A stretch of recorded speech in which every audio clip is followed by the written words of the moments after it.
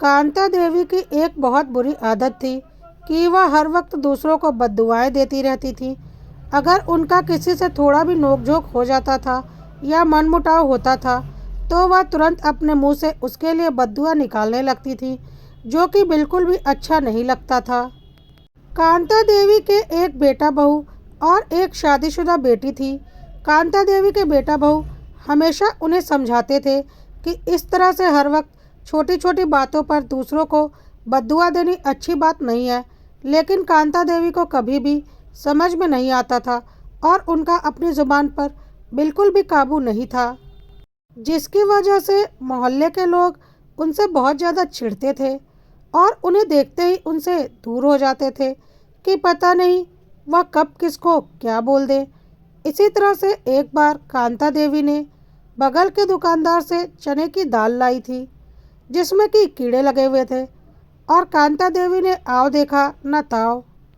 वह तुरंत दाल का पैकेट लेकर दुकानदार के पास गई और उसे उल्टी सीधी बद्दुआएं देने लगी और बोली, पूरे पैसे लेते हो और सामान कीड़े वाला देते हो, हमारे मेहनत की कमाई को यूं बेईमानी से हड़प रहे हो। दुकानदार ने बोला भी कि वह अभी दाल बदलकर दूसरी दाल दे देता है। उसने ध्यान नहीं दिया और गलती से खराब दाल शायद दे दिया होगा, लेकिन फिर भी कांता देवी चुप नहीं हो रही थी और बोल रही थी, ऐसे गलत काम की कमाई तुम्हें कभी भी हजम नहीं होगी। देखना, जितना इन गलत कामों से कमाया है ना, उससे ज़्यादा तुम्हारा निकल जाएगा। जल्द ही तुम्हें इसका हिसाब चुकाना पड़ेगा। और पता नहीं क्या क्या उल्टी सीधी बद्दुआ उसे देने लगी और बोलने लगी, मेरे दाल के पैसों से जितना बेईमानी का धन तुमने कमाया है ना, उसका 100 गुना ना निकला तो देख लेना। दुकानदार को भी बहुत जोर का गुस्सा आ रहा था, लेकिन उसे पता था उनके मुंह लगना बेवकूफ़ी है। लेकिन शाम को जब दुकानदार अपनी दुकान बंद करके घर जा रहा था, तो पता नहीं कहाँ से एक सांड आ गया और उसने इतनी बुरी तरह से दुकानदार को घायल कर दिया। उसे तुरंत अस्पताल में भर्ती कराना पड़ा, जहां उसे मल्टीपल फ्रैक्चर हो गए थे और पेट में भी बहुत गहरी चोट आई थी। तुरंत ऑपरेशन करना ज़रूरी था, क्योंकि चोट उसकी आंत तक पहुंच गई थी। बहुत बुरा हुआ था दुकानदार के साथ और उसकी जान जाते जाते बची थी। इलाज में अच्छे खासे पैसे लग गए थे।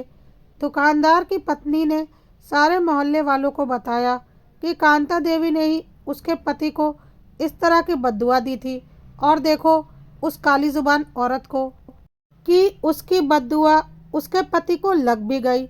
अब तो मोहल्ले के सारे लोग कांता देवी से और भी ज़्यादा चिढ़ने लगे।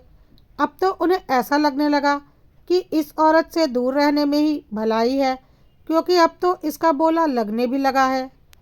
लेकिन इन सब के बावजूद भी कांता देवी को अपने ज़ुबान पर काबू रखना नहीं आया। उन्हें दुख तो हुआ था दुकानदार के साथ ऐसा हादसा होने पर उनका कहना था, उनके बोलने से कुछ नहीं हुआ है। किसी के साथ कब क्या घटित होगा, किसका जीवन कब तक इस धरती पर है, यह सब तो विधाता ने पहले से ही लिखकर निर्धारित कर रखा है।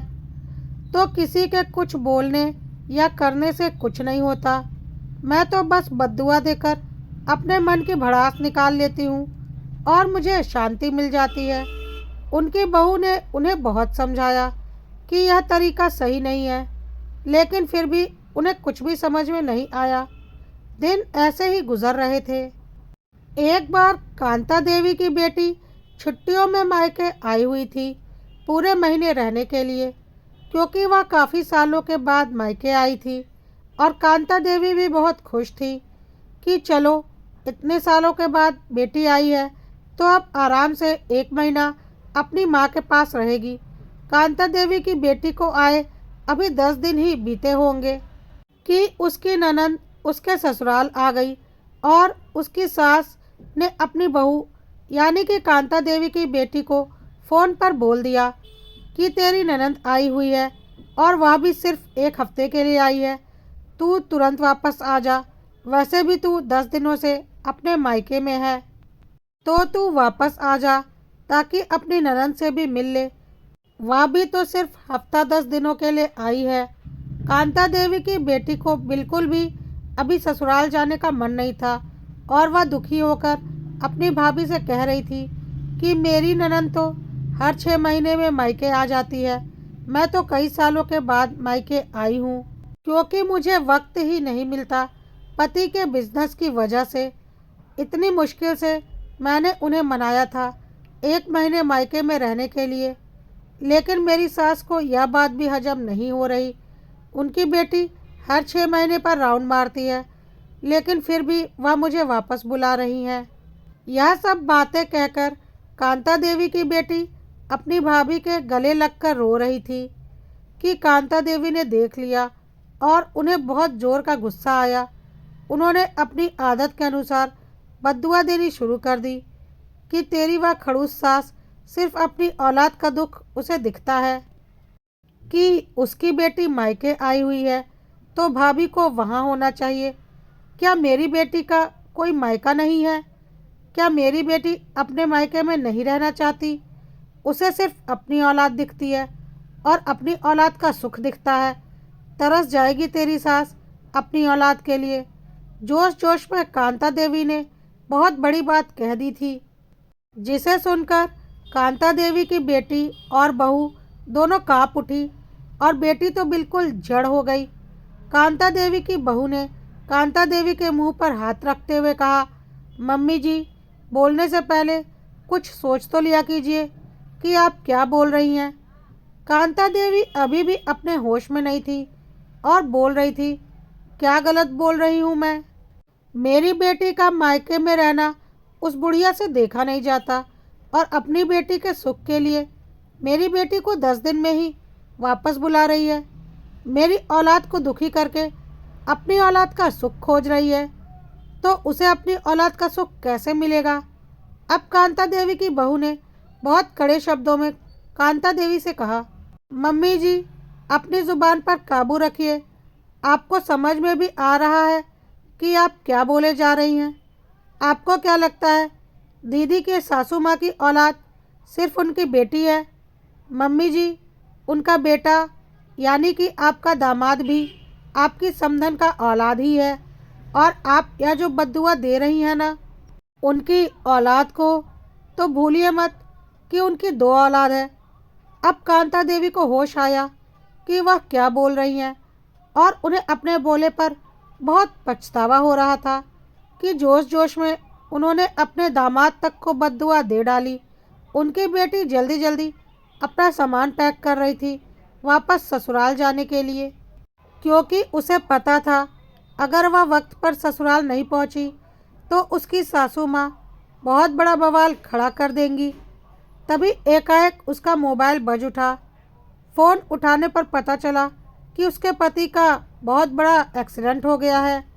अब तो सबकी हालत खराब हो गई और कांता देवी तो वहीं गश खाकर गिर पड़ी।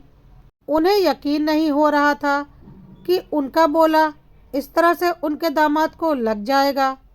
सब लोग दौड़ते भागते अस्पताल पहुँचे, मन में तरह तरह का डर लिए हुए। लेकिन भगवान का शुक्र था कि दामाद जी को ज़्यादा चोट नहीं आई थी, हल्की फुल्की चोट थी। डॉक्टर ने मरहम पट्टी करके उन्हें डिस्चार्ज कर दिया था। लेकिन आज कांता देवी को बहुत बड़ा सबक मिल गया था और उन्हें समझ में आ गया था कि हर वक्त किसी को बद्दुआ देने से क्या हो सकता है, बिना सोचे समझे बोलने से क्या हो सकता है। कहाँ उन्होंने बद्दुआ अपनी बेटी की ननंद के लिए निकाली थी और कहाँ वह उनके खुद के दामाद को लग गई। कांता देवी को समझ में आ चुका था कि हर वक्त ज़ुबान पर कुबोली रखने से पता नहीं कब किस वक्त ज़ुबान से निकली कोई बात सच हो जाए। इसलिए आज कांता देवी ने दृढ़ निश्चय कर लिया था कि अब वह अपनी ज़िंदगी में कभी भी किसी के लिए अपनी ज़ुबान से बद्दुआ नहीं निकालेंगी, क्योंकि बात आज उनकी अपनी औलाद की जो आ गई थी तो अक्ल तो उन्हें आनी ही थी।